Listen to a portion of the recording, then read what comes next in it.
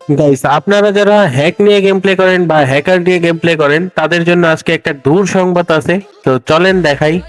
এখানে আমি যখন রিজন এখানে আমি যখন রিজন চেক দিতে যাচ্ছিলাম তখন দেখেন আমি ফার্স্ট প্লেয়ারটাকে তখন দেখলাম, তখন এই প্লেয়ারটা ঠিক আছে।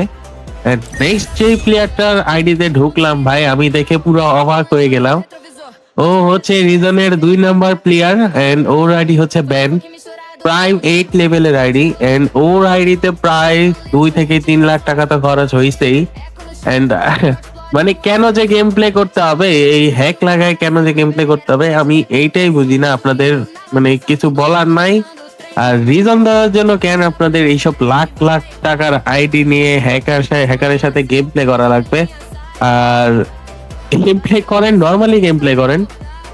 হ্যাকার নিয়ে যখন গেম প্লে করতে গেছেন সেই জন্যই হচ্ছে এই অ্যাকাউন্টে এই অবস্থা হয়েছে, ব্যান খাইছেন। তো সো স্যাড। আপনারা যারা যারা হ্যাক নিয়ে গেম প্লে করেন বা হ্যাকার নিয়ে গেম প্লে করেন তাদের জন্য এটা হচ্ছে একটা সতর্ক বার্তা।